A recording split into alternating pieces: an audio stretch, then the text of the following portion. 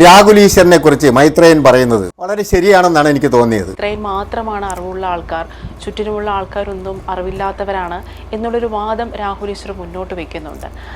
സത്യം പറഞ്ഞാൽ സാറിന് അവിടെ ഒരു രാഹുൽ ഈശ്വർ മുന്നോട്ട് വെച്ച റിസർച്ച് ഡേറ്റാസ് ആണെങ്കിലും രാഹുൽ ഈശ്വർ എന്ന പേഴ്സണെയും നിസ്സാരവൽക്കുന്ന രീതിയിലുള്ള ഒരു ചേഷ്ടകളും ഒരു ബോഡി ബിഹേവിയറും സാറിൻ്റെ ഭാഗത്തുനിന്ന് ഉണ്ടായി എന്നൊരു സോഷ്യൽ മീഡിയ വിമർശനമുണ്ട്. വിമർശനമല്ല, ഉള്ളതാണ്. ഞാൻ ചെയ്തതാണ് അത്. രാഹുൽ ഈശ്വർ ഒരു എല്ലാ ദിവസവും വരുന്ന ടെലിവിഷനിൽ വരുന്ന ഒരാളല്ലേ. അപ്പം അയാളുടെ പെർഫോമൻസസ് ഞാൻ പലത് വിശദമായിട്ട് കണ്ടിട്ടില്ലെങ്കിലും കണ്ടിട്ടുണ്ട്. എന്തെങ്കിലും ഒരു നിലപാടുള്ളൊരു മനുഷ്യനായിട്ട് ഒരിക്കലും തോന്നിയിട്ടില്ല. അത്രയേ ഉള്ളൂ. അപ്പോൾ അങ്ങനെ ഒരാളിനോട് ഞാനൊരു ഡിസ്കോഷൻ ഇല്ല. അതുകൊണ്ടാണ് അത് പറയുന്നത്. അയാളുടെ ഡേറ്റയെ ഒന്നും ഞാൻ നിഷേധിച്ചിട്ടില്ല, കാരണം ഞാനത് എടുത്തിട്ടില്ല. കാരണം അയാളത് അവതരിപ്പിക്കുന്നുകൊണ്ടാണ് എടുക്കാതെ. അല്ല, ഡേറ്റയ്ക്ക് എന്തെങ്കിലും കുഴപ്പമുള്ളതുകൊണ്ടല്ല, അത് ഡിസ്കസ് ചെയ്ത് തന്നെ. അയാളല്ലാത്ത മറ്റാരെങ്കിലും അവിടെ ഇരുന്നില്ലെങ്കിൽ ഞാൻ ഡിസ്കസ് ചെയ്തത്. അതുകൊണ്ടാണ് അയാളെയാണ് ഞാൻ ഒഴിവാക്കിയത്. ഞാൻ അയാളെ ഇഗ്നോർ ചെയ്യുക എന്നുള്ളതാണ് ചെയ്തത്. അല്ല, പക്ഷേ ഈ പരിപാടിക്ക് വരുന്നതിന് മുൻപേ എനിക്കറിയില്ല രാഹുൽ ഈശ്വറാണ് വരുന്നത്. അങ്ങനെ നമ്മൾ ചോദിക്കുന്നില്ലല്ലോ. ഇപ്പം നിങ്ങളാണ് വരുന്നതെന്ന് ഞാൻ ചോദിച്ചിട്ടില്ല. എനിക്ക് ആരാന്ന് അറിഞ്ഞുകൂടാതല്ലേ ഞാൻ വന്നിരുന്നത്. വളരെ സ്വാഭാവികമായിട്ട് ഒരു ഫോർമാറ്റിൽ അവർ ചെയ്യുന്നതാണ്. നമ്മൾ പ്രതീക്ഷിക്കുന്നുണ്ട് ഒരു ഇൻ്റലിജൻ്റായ ഒരാൾ അപ്പുറത്ത്. ഈ അറിവിൻ്റെ പ്രശ്നം പോലും അല്ല, വാല്യൂവിൻ്റെ പ്രോബ്ലമാണ്. ജീവിതത്തിൽ എന്തെങ്കിലും ഒരു കാര്യത്തിന് അതൊരു വാല്യൂ ഉള്ള ഒരാളായിട്ട് ഞാൻ അയാളെ അനുഭവിച്ചിട്ടില്ല. അതാണ് അതിനകത്ത് എനിക്ക് പ്രശ്നം ഉണ്ടാക്കാൻ സാധിക്കും. അതുകൊണ്ടാണ് എപ്പോഴും ഷിഫ്റ്റ് ചെയ്തുകൊണ്ടിരിക്കുന്ന വാല്യൂ ഉള്ള ഒരാളായ പോലെ രാഹുലിനെ കാണാൻ കഴിഞ്ഞിട്ടുള്ളൂ. അതുകൊണ്ടാണ് അയാളുമായിട്ടൊരു ഡിസ്കഷൻ ഞാൻ തയ്യാറില്ല. അപ്പോൾ നമ്മൾ ഏതെങ്കിലും ഒരു നിലപാടുള്ള ഒരാളോട് സംസാരിക്കുന്ന സമയത്ത് നമുക്കും അറിയാം അയാൾ മാറത്തില്ല, അവിടെ നിൽക്കും, അയാൾ പറയുന്ന വരികളിൽ നിൽക്കും എന്നറിയുന്നുണ്ട്. അതില്ലാത്ത മനുഷ്യൻ. രാഹുൽ ഈശ്വർ ഏത് ചർച്ചയിൽ വന്നാലും പേപ്പറുകൾ കൊണ്ടുവന്ന് ഉയർത്തിപ്പിടിച്ചുകൊണ്ട് ഈ പേപ്പറിൽ അങ്ങനെ പറയുന്നു, ആ പേപ്പറിൽ അങ്ങനെ പറയുന്നു എന്നൊക്കെയാണ് അദ്ദേഹം വാദിക്കുന്നത്. എന്നാൽ മൈത്രേയൻ അങ്ങനെയല്ല. അദ്ദേഹത്തിന്റെ അറിവുകളും അദ്ദേഹത്തിന്റെ ചിന്തകളിലുള്ള കാര്യങ്ങളുമാണ് അദ്ദേഹം പങ്കുവയ്ക്കുന്നത്. അത് നമുക്ക് കേൾക്കുമ്പോൾ തന്നെ വ്യക്തമായത് മനസ്സിലാവുകയും ചെയ്യും. ഒരു വ്യക്തി ഒരു പേപ്പറും നോക്കാതെ അപ്പപ്പോൾ തന്നെ രണ്ടും ഒന്നും പേരുടെ ചോദ്യങ്ങൾക്ക് മറുപടി പറയുമ്പോൾ ചില പിശകുകളൊക്കെ സംഭവിച്ചേക്കാം, ചില ഓർമ്മ പിശകുകളും ഉണ്ടാകാം. എന്നാലും അദ്ദേഹത്തിന്റെ ആശയങ്ങളിൽ നിന്ന് അദ്ദേഹം ഒരിക്കലും വ്യതിചലിക്കാറില്ല. അദ്ദേഹം എപ്പോഴും അദ്ദേഹത്തിന്റെ ആശയങ്ങളിൽ തന്നെയാണ് ഉറച്ചു നിൽക്കുന്നത്. എത്ര പേര് വളഞ്ഞു നിന്ന് ചോദിച്ചാലും അദ്ദേഹത്തിന്റെ ആശയങ്ങൾക്ക് വ്യത്യാസം വരാറില്ല. ഈ ഇന്റർവ്യൂവിലും ആ പെൺകുട്ടിയും കുറെ കാര്യങ്ങളൊക്കെ ചോദിക്കുന്നുണ്ട്. അദ്ദേഹം കഴിഞ്ഞ 24 ന്യൂസിൽ ഉണ്ടായ വാർത്തയിലുണ്ടായ ചില പ്രശ്നങ്ങളെ കുറിച്ചൊക്കെ അദ്ദേഹം ഇതിലും സൂചിപ്പിക്കുന്നുണ്ട്.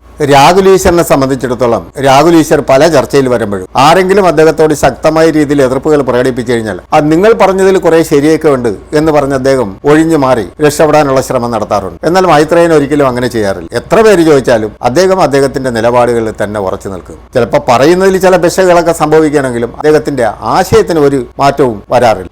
പക്ഷെ ശിക്ഷ കഴിഞ്ഞിട്ടാണ് വിചാരണ വരുന്നത്. അതാണ് ഹാഷ്മി ചെയ്ത നമ്മൾ ആ തെറ്റെന്ന് നമുക്ക് പറയാൻ വെക്കുന്നത്. നിങ്ങൾ പറയുന്നതൊന്നും നടക്കത്തില്ല എന്ന് അങ്ങ് പറയുന്നുണ്ട്.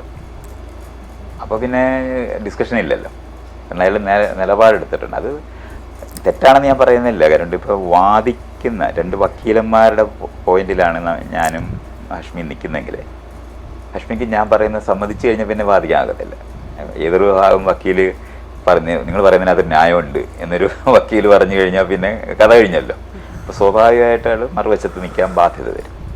അയാൾക്ക് ഞാൻ പറയുന്നത് ശരിയാണെന്ന് ബോധ്യമായാലും സമ്മതിക്കാനാകത്തില്ല. കാരണം അത് നിലപാടുകൾ കൊണ്ട് വരുന്നതാണ്. കാരണം നമ്മൾ വക്കീലന്മാർക്ക് അവരുടെ പ്രതിയെ രക്ഷിക്കുക എന്ന് പറയുന്നത് അയാൾ എടുക്കുന്ന ആ പ്രസ്ഥാനം എടുത്ത നിലപാടിനെ സംരക്ഷിക്കേണ്ട ആവശ്യം വരുന്നതുകൊണ്ടാണ്, അറിയാത്തതുകൊണ്ടല്ല അയാളുടെ. പക്ഷെ അത് അങ്ങനെ പറയുന്ന സമയത്ത് ഈ മറ്റേയാളുടെ വാദങ്ങളെ മാത്രമല്ല പറയുന്ന ആളിൻ്റെ ക്രെഡിബിലിറ്റിയും ചോദ്യം ചെയ്യപ്പെടുന്നതിന് വേണ്ടിയാണ് അത് ഡിസൈൻ ചെയ്തത്. അതാണ് ഞാൻ ഈ പറയുന്നത്. അല്ല സാറ് അതിനകത്ത് പലതവണ ഹാഷ്മിയോട് പറയുന്നുണ്ടായിരുന്നു താങ്കൾക്ക് അസാമാന്യമായ വിവരക്കേടുണ്ട്. അത് അങ്ങനെ പറ്റത്തുള്ളൂ. നിലപാട് പറഞ്ഞതിന് ശേഷം നമ്മളൊരു ചർച്ച ചെയ്യുവാണെന്ന് പറയേണ്ട കാര്യം പറയുന്നു പിന്നെ പറയുന്നത് മറ്റങ്ങനെയല്ല. നമ്മളൊരു വിഷയം വികസിക്കേണ്ടതുണ്ട്. എനിക്ക് അതിനെപ്പറ്റി പറയാനായിട്ട് പല വശങ്ങളും പറയാനുണ്ടായിരുന്നു. അത് പറയാൻ അവർ അനുവദിച്ചിട്ടില്ല. എപ്പോഴും ഹാഷിമിയും ആ 24 ന്യൂസിലെ ഇന്റർവ്യൂവിൽ ഒരു ചോദ്യം തന്നെ ആവർത്തിച്ച് അങ്ങോട്ടും ഇങ്ങോട്ടും ഒക്കെ ഉരുട്ടി ചോദിക്കാറുണ്ട്. എന്നാലും അദ്ദേഹത്തിന്റെ നിലപാടുകളിൽ തന്നെ നിൽക്കുകയും അദ്ദേഹം പറയാത്ത കാര്യങ്ങളെക്കുറിച്ച് പോലും ഹാഷിമി പറയുന്നുണ്ടായിരുന്നു. ഹാഷിമി പറഞ്ഞിട്ട് അവസാനം മൈത്രേയൻ പറഞ്ഞതാണെന്നുള്ള രീതിയിലൊക്കെ ആക്കുന്ന രീതികളൊക്കെ നമ്മൾ കണ്ടതാണ്. അതുകൊണ്ട് തന്നെ മൈത്രേയനോട് നമുക്ക് മൈത്രേയൻ പറയുന്ന കാര്യങ്ങളോടാണ് കൂടുതൽ ശരി എന്ന് നമുക്ക് തോന്നുന്നതിന്റെ കാരണങ്ങളും ഇതൊക്കെ തന്നെയാണ്. പല ടൈമിലും ഹാഷിമി അദ്ദേഹത്തിന്റെ കുടുംബത്തെ വലിച്ചിഴയ്ക്കാനും അദ്ദേഹത്തിന് വ്യക്തിഗത നടത്തുവാനുമാണ് ശ്രമിച്ചിട്ടുള്ളത്. നമ്മൾ പഠിക്കുമ്പോഴാണ് പ്രമാണികളൊക്കെ ഉള്ളത്. പഠിച്ച് പ്രാക്ടീസ് ചെയ്ത് കഴിഞ്ഞാൽ പ്രമാണികളെ പിന്നെ നമുക്ക് കാണിക്കണ്ട. വണ്ടി ഓടിക്കാൻ പഠിച്ചു കഴിഞ്ഞാൽ നമുക്ക് സ്പീഡിൽ ഓടിക്കാനും നമ്മൾ പഠിച്ച് നമ്മൾ അതുവരെ പഠിപ്പിച്ച നമ്മളെ പഠിപ്പിച്ച ഡ്രൈവറെക്കാളും നല്ല സ്പീഡിൽ നമ്മൾ വണ്ടി ഓടിക്കുന്നവരായി മാറിക്കഴിഞ്ഞാൽ ആശാൻ എന്ന് പറഞ്ഞിട്ട് നമ്മൾ അയാളുടെ അടുത്ത് ആശാൻ എന്ന് വിളിക്കുന്നുണ്ടാകും. പക്ഷെ വേറൊരാൾ പറയത്തൊന്നുമില്ല വണ്ടി ഓടിക്കാനുള്ള അറിവ് എനിക്ക് ഇയാളിൽ നിന്ന് വന്നാണെന്ന് പറയുമോ. നമ്മളെ അക്ഷരം എഴുതാൻ പഠിപ്പിക്കുന്ന ആൾക്കാരുണ്ട്, അവരെല്ലാം നമ്മൾ ആശാൻ എന്ന് വിളിക്കും.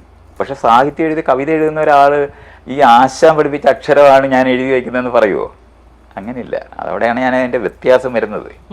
അതുകൊണ്ടാണ് സ്വന്തം ജീവിതം കൊണ്ട് മനസ്സിലാക്കിയ കാര്യങ്ങൾ പറയുമ്പോൾ അതിന് ഒരു പ്രമാണിയെ ആവശ്യം വരത്തില്ല.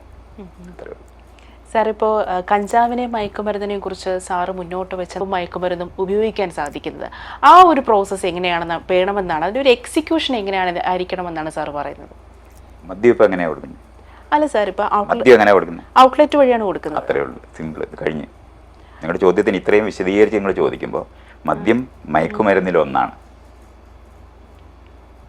മദ്യം എങ്ങനെയാണ് നമ്മൾ നാട്ടിൽ കൊടുത്തുകൊണ്ടിരിക്കുന്നത്?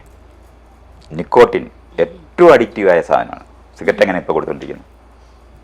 ഇത് രണ്ടും നിയമപരമായി കൊടുത്തുകൊണ്ടിരിക്കുകയും നിയന്ത്രിതമായി ഉപയോഗിക്കാനും അതിൻ്റെ അപകടങ്ങളെപ്പറ്റി പഠിപ്പിച്ചിട്ടാണ് അത് അതിൻ്റെ കവറിൽ സഹിതം എഴുതി വെച്ചിട്ടാണ് അത് ചെയ്യുന്നത്. ഇത്രയേ ഉള്ളത്. നമ്മൾ ചെയ്യേണ്ടത് പഠിപ്പിക്കൽ തന്നെയാണ്, ബോധവൽക്കരിക്കൽ തന്നെയാണ്.